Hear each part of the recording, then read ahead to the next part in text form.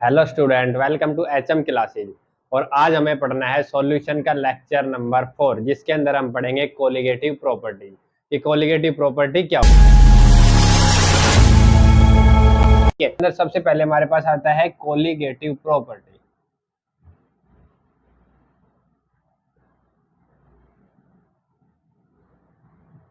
Colligative property, तो इसके अंदर क्या कह रहा है कि कोलिगेटिव प्रॉपर्टी होती क्या है। तो ये कहता है कि it is defined as the property which depends upon number of moles of solute do not but do not depends upon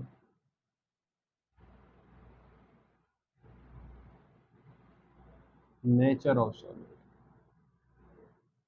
nature of solute।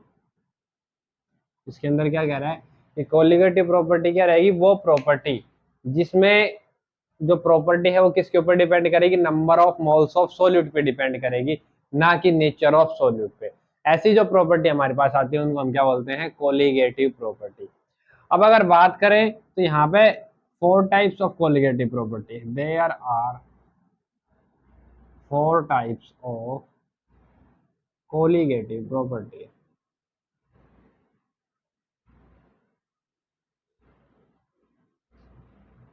क्या कह रहा है कि जो कोलिगेटिव प्रॉपर्टीज होती है ना, वो हमारे पास टोटल कितने टाइप की होती है, 4 टाइप की कोलिगेटिव प्रॉपर्टी आती है। ठीक है, जो number of moles of solute के ऊपर डिपेंड करती हैं, ना कि नेचर ऑफ सोल्यूट के ऊपर। ठीक है, तो इसके अंदर जो फर्स्ट हमारी कोलिगेटिव प्रॉपर्टी आती है वो आती है रिलेटिव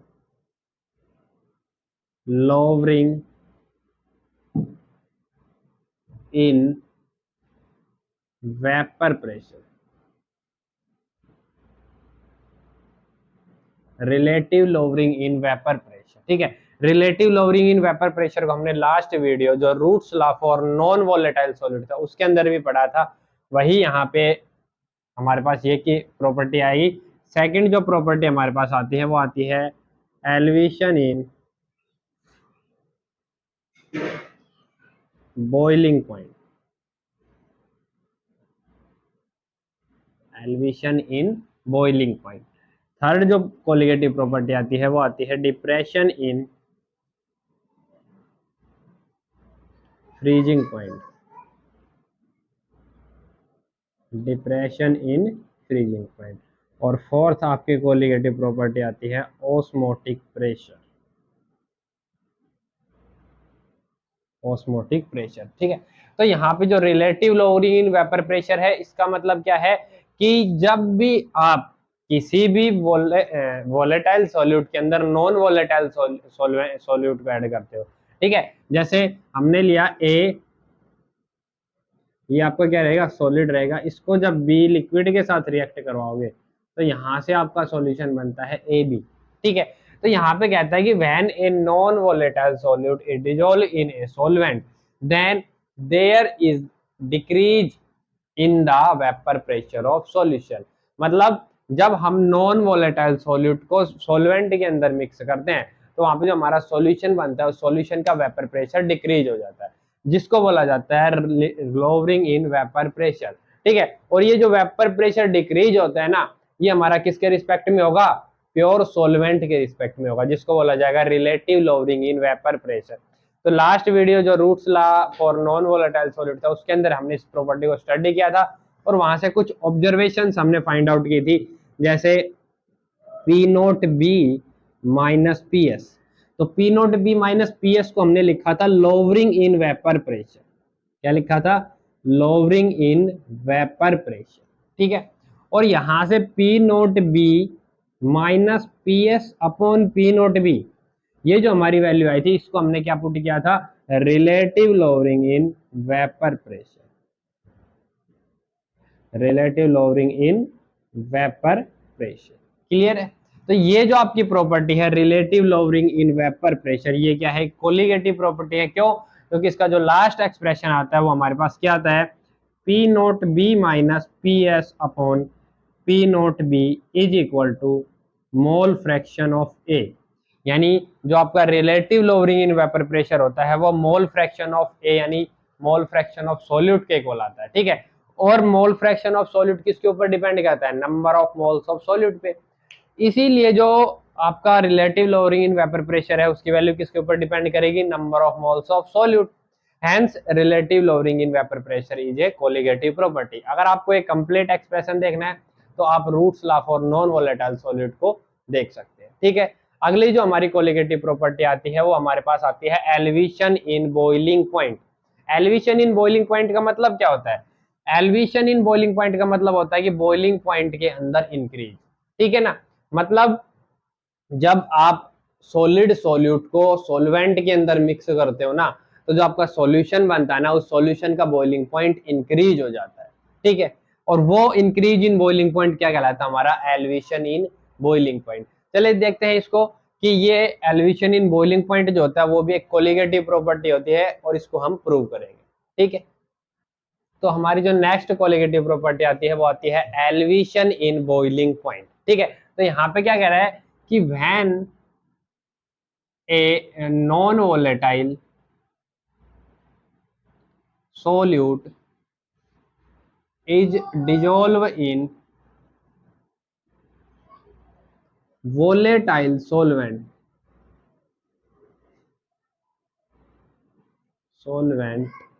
then there is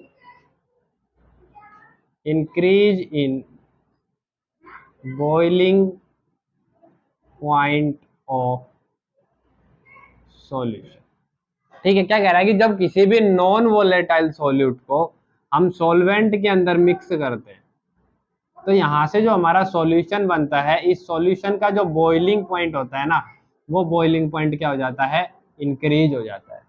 और जितना इंक्रीज इन बॉइलिंग पॉइंट आता है हमारे पास उसी को हम क्या बोलते हैं, एलिवेशन इन बॉइलिंग पॉइंट, ठीक है। इसके बाद देखो यहाँ पे कह रहा है कि सबसे पहले बॉइलिंग पॉइंट होता क्या है, व्हाट इज बॉइलिंग पॉइंट। तो बॉइलिंग पॉइंट के लिए हम कह सकते हैं कि द टेम्परेचर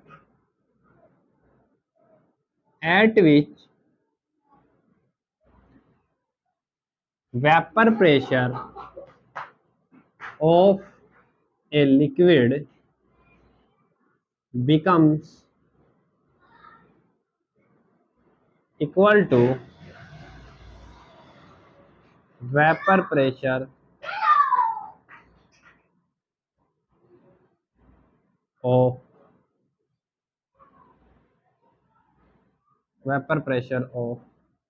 1 atm, या फिर हम इसको लिख सकते हैं कि इक्वल टू 1 एटमॉस्फेरिक प्रेशर।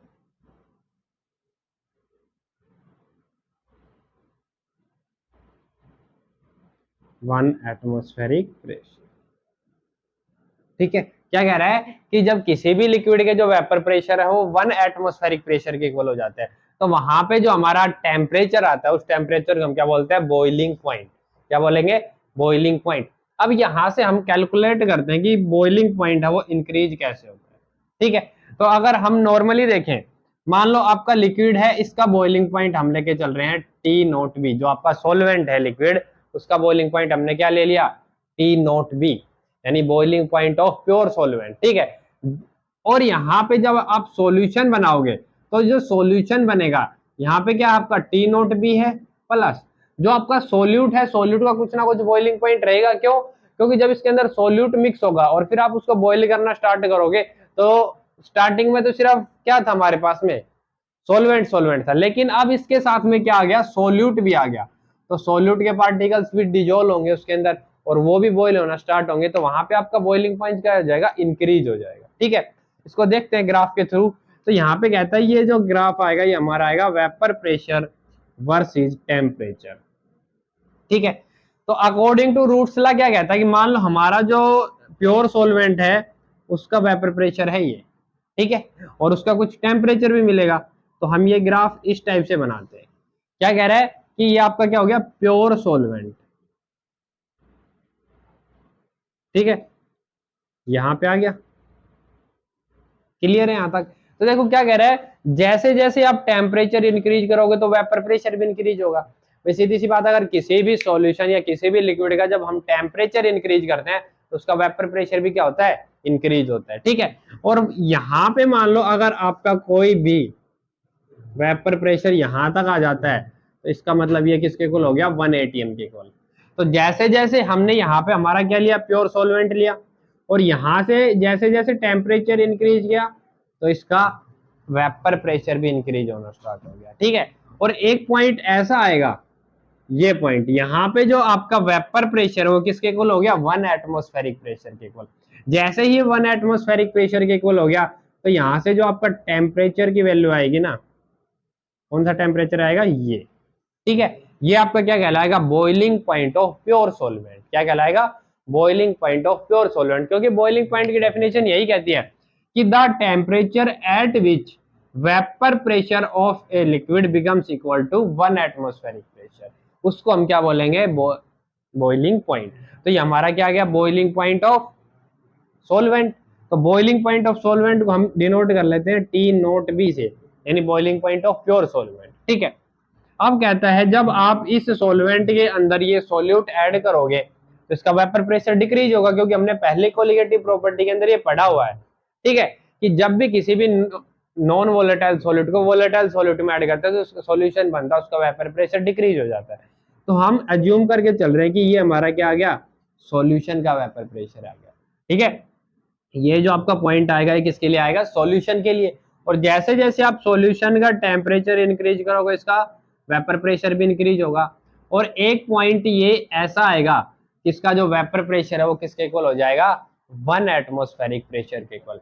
तो ये जो पॉइंट है आपका, ये जो टेम्परेचर आएगा, ये टेम्परेचर हमारा क्या कहलाएगा, टीबी, यानी बॉइलिंग पॉइंट ऑफ सॉल्यूशन। क्योंकि इस बॉइलिंग पॉइंट पे, इस टेम्परेचर पे जो सॉल्यूशन जो आपका है उसका वेपर प्रेशर किसके इक्वल हो जाएगा, 1 एटमॉस्फेरिक प्रेशर के इक्वल। तो यहां से हमारा क्या आ गया, टी नोट भी आ गया और टी बी आ गया। ठीक है, अब देखो टी बी की जो वैल्यू है, टी बी को हम डिनोट कर रहे हैं किसके लिए, बॉइलिंग पॉइंट ऑफ सॉल्यूशन।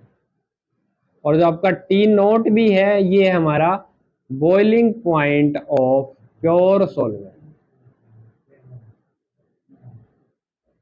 ठीक है, अब देखो यहां से अगर आप देखते हो तो यहां से यहां तक टीबी है और यहां से यहां तक टी नोट बी, मतलब टीबी की वैल्यू ज्यादा है और टी नोट बी की वैल्यू कम है। इसका मतलब हमारा जो बॉइलिंग पॉइंट है सॉल्यूशन का वो क्या हो गया, इंक्रीज हो गया। अगर बॉइलिंग पॉइंट इंक्रीज हो रहा है तो हमें क्या निकालना है, चेंज इन बॉइलिंग पॉइंट, कि कितना इंक्रीज होगा, बॉइलिंग पॉइंट कितना इंक्रीज होगा। उसके लिए हम क्या कर सकते हैं, जो फाइनल वैल्यू है उसमें से इनिशियल वैल्यू को सब्ट्रैक्ट करेंगे तो हमारे पास ये वैल्यू आ जाएगी। ठीक है, तो यहां से हम लिख सकते हैं कि del T B is equal to, del T B हम किसको लेके चल रहे हैं, जो डिफरेंस आएगा इनका, यानी change in boiling point. Del किसको डिनोट करेगा, चेंज को, तो हो जाएगा चेंज इन बॉइलिंग पॉइंट। और वो चेंज इन बॉइलिंग पॉइंट क्या आएगा, T B minus T naught B. क्या आएगा, T B minus T naught B. मतलब जो आपका चेंज इन बॉइलिंग पॉइंट है वो क्या आएगा, बॉइलिंग पॉइंट ऑफ सॉल्यूशन में से जब बॉइलिंग पॉइंट ऑफ सॉल्वेंट को हम सब्ट्रैक्ट करेंगे तो जो हमारे पास चेंज होगा वो बच जाएगा। ठीक है, अब इसके बाद में कह रहा है जो आपका डेल टी बी होता है, यही इसी को हम बोलते हैं एलिवेशन इन बॉइलिंग पॉइंट। क्या बोलते हैं, एलिवेशन इन बॉइलिंग पॉइंट। ठीक है, क्लियर है यहां तक सभी को।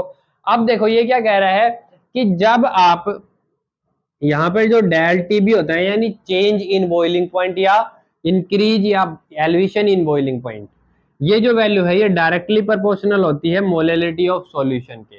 किसके डायरेक्टली प्रोपोर्शनल होती है, मोलेलिटी ऑफ सॉल्यूशन। ठीक है, यानी किसी भी सॉल्यूशन के टेम्परेचर के अंदर या बॉइलिंग पॉइंट के अंदर कितना चेंज होगा ये किस पे डिपेंड करेगा, उस सॉल्यूशन की मोलेलिटी के ऊपर। ठीक है, तो और यहां से जब आप प्रोपोर्शनलिटी हटाओगे तो del T B equal to आ जाएगा के इंटू एम। क्या जाएगा, के इंटू एम। और यहाँ पे बॉइलिंग पॉइंट को डिनोट करने के लिए बी लगा लेते हैं, यानी के बी। तो हमारा जो के बी रहेगा ये इसको बोला जाएगा मोलल एलिवेशन।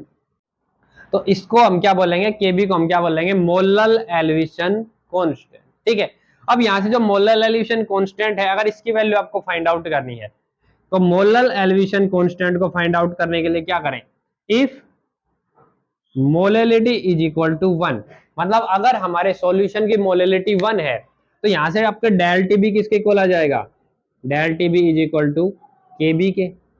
कब, जब आपका सॉल्यूशन की मोलैलिटी क्या है 1।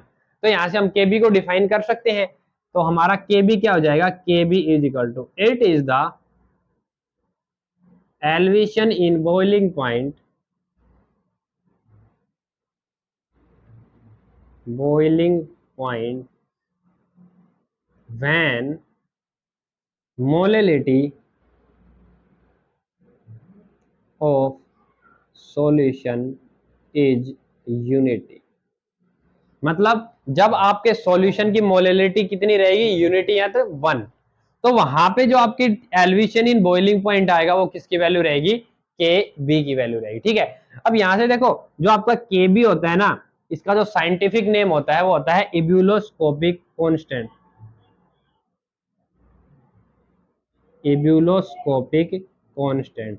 अगर आप नॉर्मली इसको बोल रहे हो तो बोलेंगे मोलर एलिवेशन कांस्टेंट, और इसका जो साइंटिफिक नेम आएगा वो क्या आएगा, इब्यूलोस्कोपिक कांस्टेंट।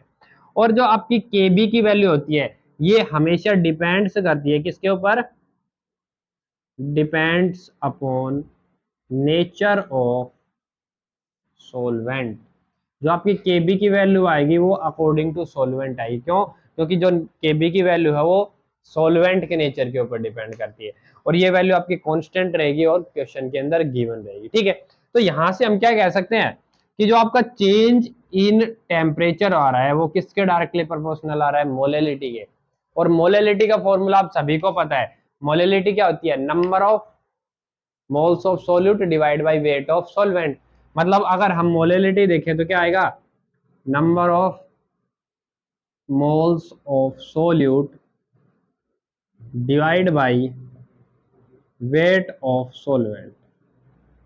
क्लियर है यहां तक। तो ये मोलैलिटी की वैल्यू कब चेंज होगी, जब आप number of moles of solute को चेंज करोगे। तो यहां से जो मोलैलिटी है वो किसके ऊपर डिपेंड कर रही है, number of moles of solute पे। और नंबर ऑफ ये जो आपका डेल टीबी है वो किसके ऊपर डिपेंड कर रहा है, मोलैलिटी के ऊपर। Hence del T B will depends upon number of moles of solute. और जो property number of moles of solute के ऊपर डिपेंड करती है उसको हम क्या बोलते हैं, कोलिगेटिव प्रॉपर्टी। तो हम बोल सकते हैं जो एलिवेशन इन बॉइलिंग पॉइंट है वो क्या है कि कोलिगेटिव प्रॉपर्टी है। क्लियर है सभी को यहाँ तक, इसको नोट कर सकते हो आप। और ये कंप्लीट हमारी सेकंड कोलिगेटिव प्रॉपर्टी होती है एलिवेशन इन बॉइलिंग पॉइंट। समझ में आया सभी को, थैंक यू।